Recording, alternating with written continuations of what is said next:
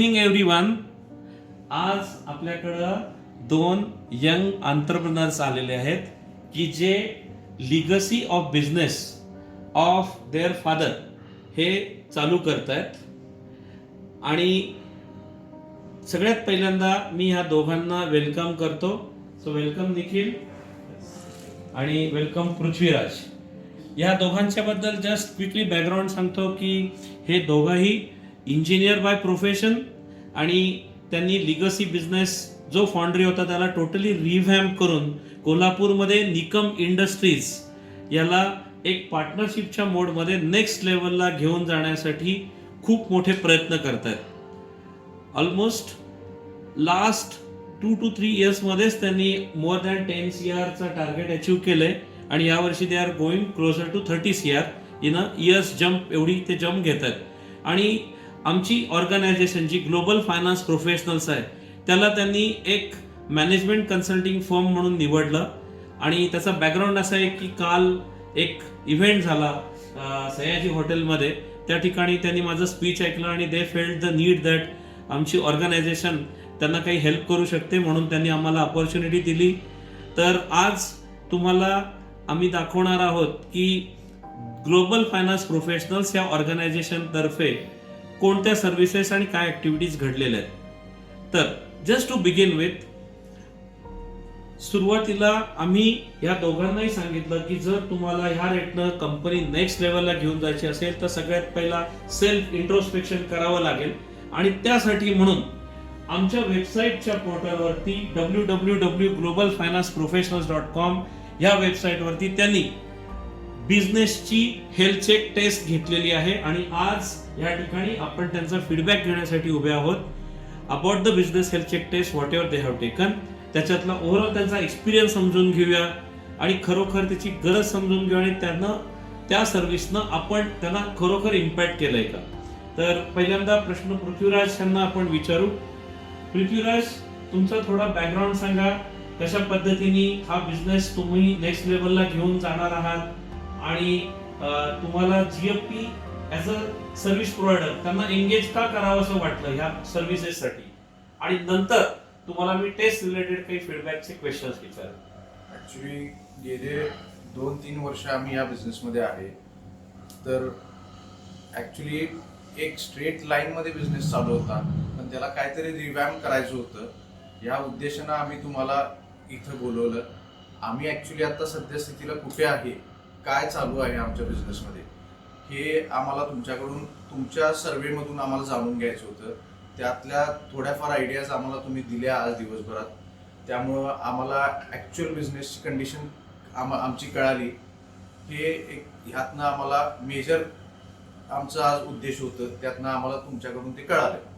पुढे कसं जायचं, काय जायचं हे पण तुम्ही आम्हाला त्यात आयडियाज दिल्या आहेत.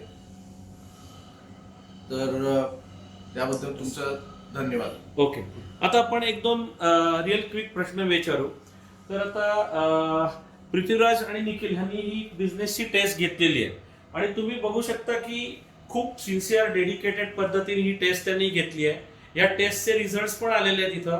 या यांच्या बिझनेसची एक 5 वर्षाची जर्नी बनलेली आहे की त्यांना ज्या रेटनं हा बिझनेस पुढे घेऊन जायचा आहे तर त्याच्यात त्यांनी इयर 1 मध्ये काय करायचंय, जसं फायनान्शियल आणि ऑपरेशन्स रिपोर्टिंग MIS ह्याच्यावरती त्यांनी टॉप फोकस द्यायला पाहिजे असं आलेलं आहे.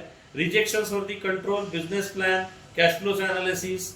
इयर 2 मध्ये काही कस्टमर रिलेटेड गोष्टीवर फोकस द्यायचा आहे. Year 3, year 4, year 5.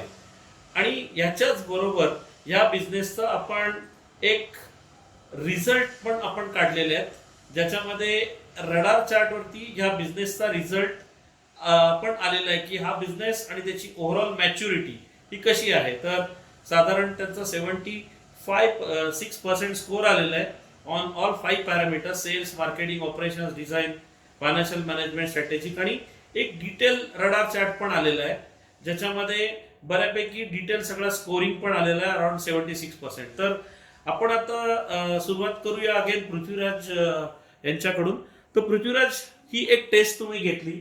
May be हा टेस्टचा एक्सपिरियन्स कॉलेजच्या लेवलला तुम्ही टेस्ट घेतली असेल, त्याच्यानंतर आय एम शुअर आता टेस्ट घेतली तुम्ही. तर ओव्हरऑल हा जो काही टेस्ट घेणं ह्याचा जो काही अनुभव होता तर त्याच्याशी रिलेटेड काही गोष्टी आम्हाला जाणून घ्यायच्या. जसं ही टेस्ट खरंच गरजेची होती का? कारण तुम्ही तर बिझनेस करतच आहात गेले 2-3 वर्ष.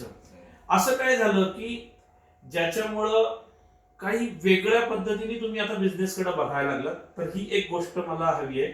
दुसरं, हा टेस्ट घेण्याचा एक्सपिरियन्स हा टॅक्सिंग होता का? म्हणजे खूप काहीतरी बाबा बसायचं एका जागी आणि बरंच काय काय त्याच्यामध्ये आपल्याला इनपुट करायचे आहेत आणि नॉट इंटरेस्टेड किंवा खूप काहीतरी एक वेळ खूप प्रक्रिया अशा पद्धतीने काही होतं का?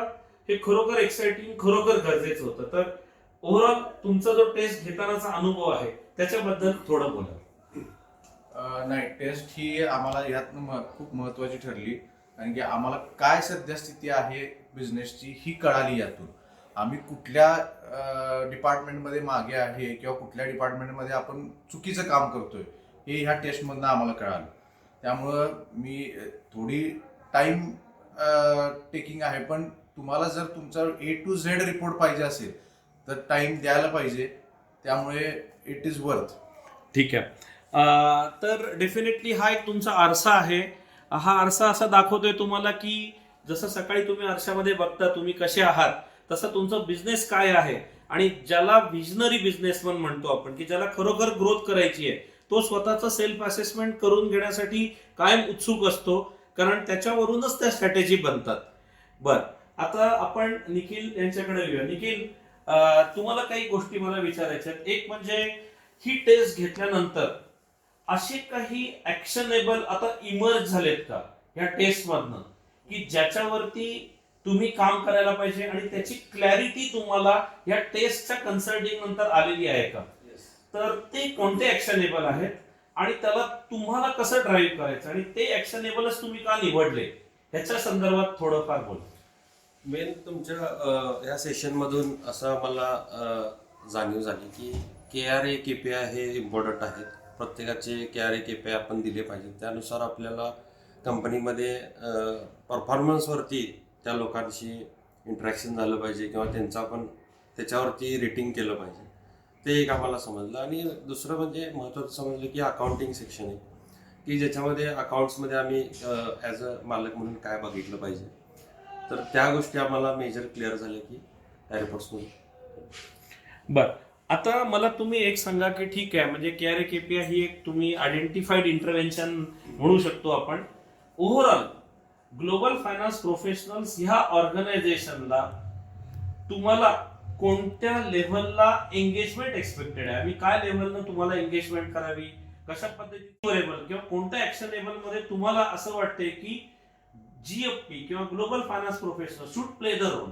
तर तुम्ही काही स्पेसिफिक आयटम किंवा एरियाज GFP साठी आयडेंटिफाय केलेले आहेत का, की ज्या तुम्हाला या वे फॉरवर्ड जर्नीमध्ये हँडहोल्डिंग करून बिझनेस ग्रोथ पार्टनरिंग मध्ये हेल्प करू शकतील? त्याच्या संदर्भात डेफिनेटली मला असं वाटतं की तुम्ही अकाउंट सेक्शनमध्ये आम्हाला पूर्णपणे हेल्प करणं आम्हाला जरा गरजेचं वाटतं. त्याच्यानंतर जसं मी म्हणलं की KPI मध्ये सुद्धा तुम्ही जे आमचे लोक असतील त्यांना ट्रेनिंग सेशन्स असतील किंवा तुमचं हँडहोल्डिंग आम्हाला तिथं गरजेचं आहे की लोकांचे KPI कसे आपण सेट केले पाहिजेत, KRA परफॉर्मन्स कसा आपण मोजला पाहिजे, आणि तिथं आम्हाला तुमची गरज आहे. ओके, डेफिनेटली GFP कडे मल्टिपल टूल्स आहेत. जशा 10 सर्व्हिसेस आहेत GFPच्या. स्टँडर्ड बिझनेस एक्सलन्स आहे, फायनान्स एक्सलन्स आहे, मॅनेजमेंट डॅशबोर्ड आहे. की मॅनेजमेंट डॅशबोर्ड हा सेक्शन आपण MIS नंतर ठेवलेला आहे मुद्दामून, कारण पहिला MIS मधनं performance reporting basic Excel tool मधनं व्यवस्थित निघत असेल तरच it make sense that we should leverage power BI dashboard. त्याच्याबरोबर आपण एक SWOT म्हणून पण एरिया आयडेंटिफाय केलेली आहे, ज्याच्यामध्ये 5 सिमिलर कंपन्या कसा हा बिझनेस करतात, कशा स्ट्रॅटेजी घालतात त्या पण आम्ही आयडेंटिफाय केल्यात. आणि मेन तुमच्या बिझनेसला ग्रोथ मिळवून देण्यासाठी जे मल्टिपल व्हर्टिकल्स आणि एरियाज आहेत किंवा मार्केट अपॉर्च्युनिटीज आहेत, जसं फॉर एक्झाम्पल रेल्वे आहे, डिफेन्स आहे, एरोस्पेस इंडस्ट्री, यांना पण बरेच कास्टिंगची गरज आहे, आणि फॉरेन मध्ये एक्सपोर्ट अपॉर्च्युनिटीज. तर आपण ह्या टॅप करण्यासाठी सुद्धा काही गोष्टी we are keen to work with you, कारण आम्ही एकाच प्रिन्सिपल आणि फिलॉसॉफीनी काम करतो. MSME बढेगा तो देश बढेगा. आणि बिफोर वी एंड दिस, मला एक रिक्वेस्ट आहे की आपण तिघांनी मिळून हे एक स्लोगन 3 वेळा म्हणायचं आहे.